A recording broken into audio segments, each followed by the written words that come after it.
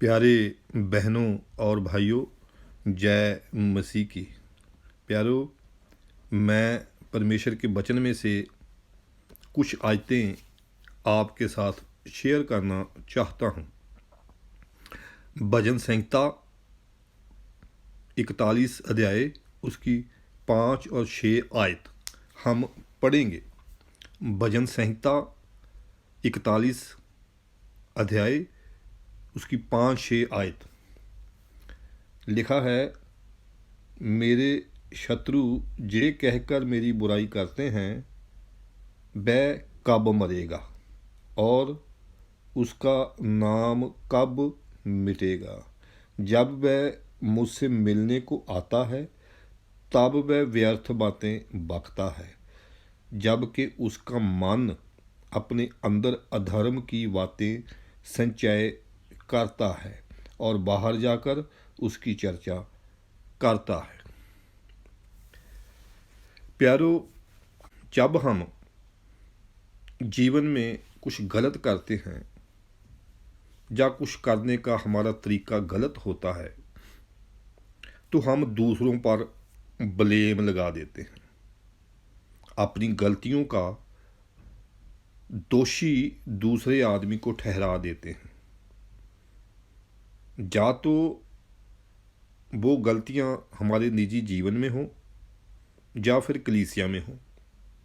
जब हम इस तरह किसी दूसरे व्यक्ति को ब्लेम करते हैं तो परमेश्वर की नज़र में हम अपराधी ठहरते हैं, क्योंकि कई बार ब्लेम को गलत फहमी के आधार पर लोग स्वीकार कर सकते हैं।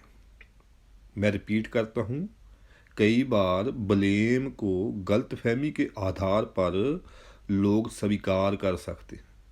इसलिए दूसरे को ब्लेम करना परमेश्वर की नज़र में पाप है। सो प्यारो, मसीही होने के नाते हमें परमेश्वर की नज़र में निर्दोष जीवन जीने का प्रयास करना चाहिए। हम एक हवाला और देखेंगे परमेश्वर के वचन में से, एक आयत और पढ़ेंगे। फिलिपियों 2 अध्याय उसकी 14-15। फिलिपियों का खत 2 अध्याय उसकी 14-15 आयत हम देखेंगे। यहाँ लिखा है, सब काम बिना कुड़कुड़ाए और बिना विवाद के किया करो, ताकि तुम निर्दोष और भोले होकर टेढ़े और हठीले लोगों के बीच परमेश्वर के निष्कलंक संतान बने रहो, जिनके बीच में तुम जीवन का वचन लिए हुए जगत में जलते दीपकों के समान दिखाई देते हो। लिखा है, सब काम बिना कोड़ कड़ाए और बिना विवाद के किया करो, ताकि तुम निर्दोष और भोले होकर टेढ़े और हठीले लोगों के बीच परमेश्वर के निष्कलंक संतान बने रहो। इसलिए प्यारो, हमें परमेश्वर की नज़रों में निर्दोष जीवन जीने का प्रयास करना चाहिए। प्यारो, हम आदम की संतान हैं और उन्होंने जब गलत किया तो एक दूसरे को ब्लेम करने लगे थे, एक दूसरे को ब्लेम करने लगे थे। तो उनका ब्लड हमारी रगों में है, इसलिए हमारे ब्लड में ये है कि हम एक दूसरे को ब्लेम करते हैं। जब इस्राएली लोगों को परमेश्वर मिस्र की गुलामी से निकाल लाया था तो रास्ते में कुछ कष्ट झेलना पड़ा, तो सब लोग मूसा को ब्लेम करने लगे कि आज जो हम इस बियाबान में हैं इसकी वजह मूसा है। आज यहाँ हमें दाल नहीं मिल रही, सब्जी नहीं मिल रही, मांस नहीं मिल रहा, पानी नहीं मिल रहा, इसकी वजह मूसा है। तो प्यारो, वो सब परमेश्वर की नज़र में दोषी ठहरे, अपराधी ठहरे थे। वो वादा किए हुए देश में नहीं जा पाए, रास्ते में ही मार खप गए। प्यारो, ये कलीसिया में भी होता है, मतलब हमारे मसीही जीवन में भी होता है, और हमारे काम धंधे जहाँ कारोबारी जीवन में भी होता है। बहुत बार ऐसा होता है, हम खुद ही कुछ नहीं कर पाते, कोई काम नहीं कर पाते, कोई कारोबार नहीं कर पाते, तो उसका ब्लेम हम किसी दूसरे व्यक्ति पर डाल देते हैं। मतलब दूसरे को ब्लेम करते हैं कि इसकी या उसकी वजह से मेरा ये हो गया, मेरा वो हो गया, मैं ये नहीं कर पाया, मैं वो नहीं कर पाया। या फिर हम कोई जॉब कर रहे हैं, कोई नौकरी कर रहे हैं और वहाँ हम तरक्की नहीं कर पा रहे, तो ब्लेम किसी और को करते हैं कि इसकी वजह से मेरी प्रमोशन नहीं हो रही, इसकी वजह से मेरी तरक्की नहीं हो रही। इसी तरह कलीसिया में भी जब हम कोई झगड़ा करते हैं, कोई बहस करते हैं जिससे धड़ेबाजी जन्म लेती है, तो अपनी कमजोरियों का दोष हम दूसरे व्यक्ति पर लगा देते हैं। प्यारो, जब हम अपनी कमजोरियों का ब्लेम दूसरे पर लगाते हैं तो वो हम नहीं बल्कि शैतान हमारे थ्रू दोष लगा रहा होता है, शैतान ब्लेम कर रहा होता है, शैतान हमें इस्तेमाल कर रहा होता है। उस दूसरे व्यक्ति पर दोष लगाने के लिए, उस दूसरे व्यक्ति को ब्लेम करने के लिए शैतान हमें इस्तेमाल कर रहा होता है। शैतान को पता है कि ये पाप है। इस तरह एक दूसरे को ब्लेम करना पाप है, और शैतान चाहता है कि ये लोग इसमें फंसे रहें, इस पाप में फंसे रहें। प्यारो, एक बार फिर भजन संहिता 41 अध्याय की 5 आयत पढ़ेंगे। भजन संहिता 41 की 5 एक बार हम फिर पढ़ेंगे। लिखा है, मेरे शत्रु ये कहकर मेरी बुराई करते हैं कि वह कब मरेगा, वह कब मरेगा और उसका नाम कब मिटेगा। देखो, कई बार लोगों को आपने कहते सुना होगा कि इसकी वजह से मेरा ये हो गया, मेरा वो हो गया, ये मरता भी नहीं है, ऐसा कहते सुना होगा।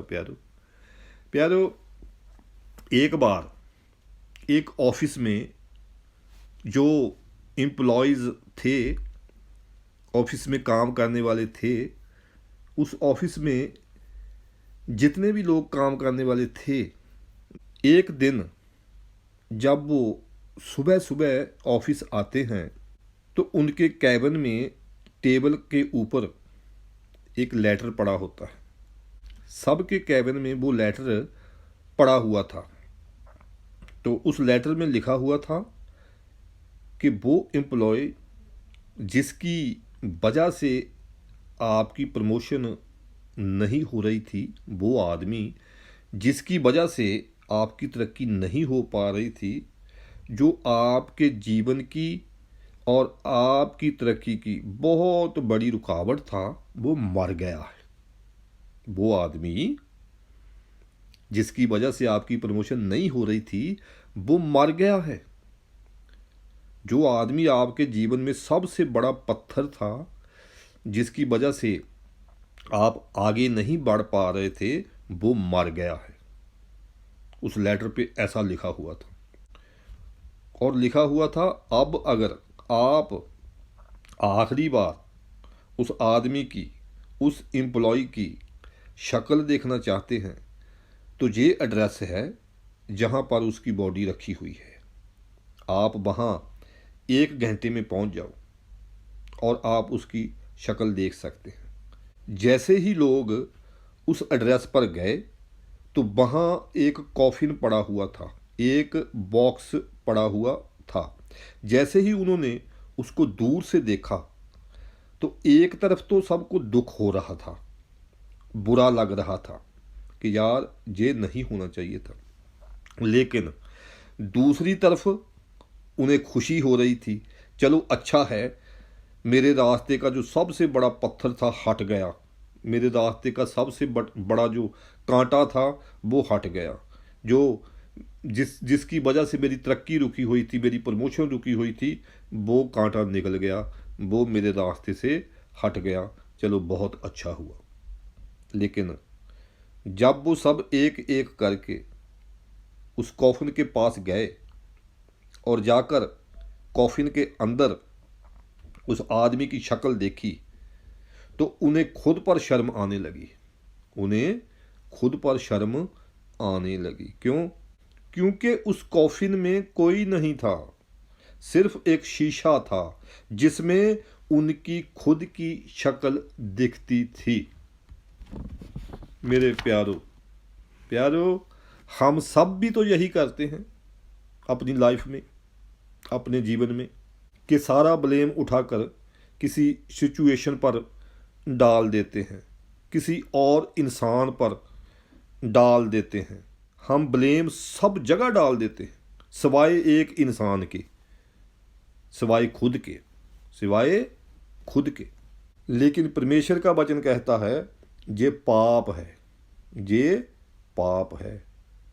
और यदि हम अपने पापों को मान लें तो वह हमारे पापों को क्षमा करता है। परमेश्वर हमारे पापों को क्षमा करता है।